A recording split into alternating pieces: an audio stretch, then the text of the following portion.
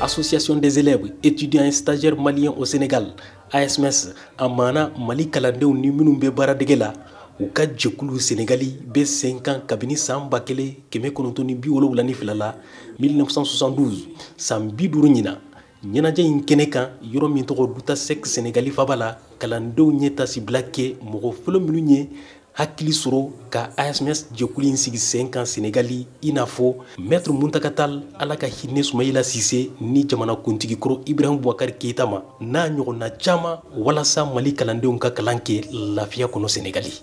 O hokumu kɔnɔ Fatima Jara ye ASMS ka wari marala ye n'o ye trésorière ye. A ko bi olu minnu fana bɛ jɛkulu in kɔnɔ u ye dɛmɛ caman kɛ Mali kalandenw ye u ka baaradegeliw la. An yɛrɛ ka cellule dɔ bɛ yen an b'a wele ko cellule pédagogique. An bɛ formation kɛ cɛw ye, an bɛ formation kɛ musow ye. Donc an mana o kɛ, an bɛ tila ka n'u tilala kalan na, an bɛ stage ninnu ye. C'est comme partenaire baden ma an bolo. An bɛ stage ɲini Sénégal jamana kɔnɔ, an bɛ stage ɲini Mali la parce que an ka anciens bɛ Mali la.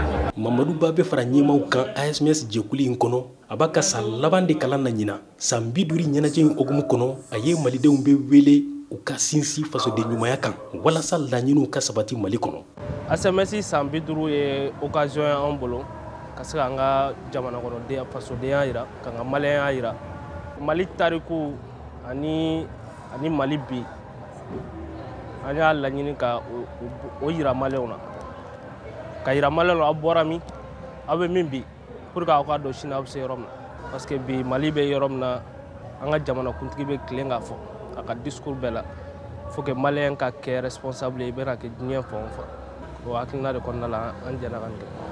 Nka dusukasi min bɛ kalandenw na u ka jɛkulu in kɔnɔ o de ye san 50 ɲina Sénégali jamana kɔnɔ u ka jɛkulu in ma lakodɔn Sénégali marabagaw fɛ hali bi. Ɲɛnajɛ in kɛnɛ kan a kɛra dabalibanko ye caman bolo. O la Fuseni Sumano Mali cakɛda minnu bɛ wele Anthropo u ɲɛma k'u bɛna fɛɛrɛw bɛɛ kɛ u ni Mali lasigiden Dakar walasa a ka se ka lakodɔn Sénégali marabagaw fɛ.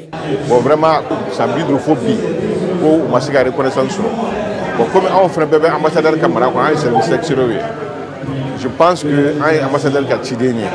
Donc kuma in fɔra cogo min na an b'a la sa secogo la k'a yira k'a fɔ fana bi in na ambassade bɛ se k'i wuli k'i jɔ an ye cogo min na pour que o papier ko bɛ se ka ɲɛnabɔ. Ɲɛnajɛ in kɔnɔ poyi n'o ye poésiw ye kalanw kɛra fasodenya farafinya nafa ani farafin danbe kan.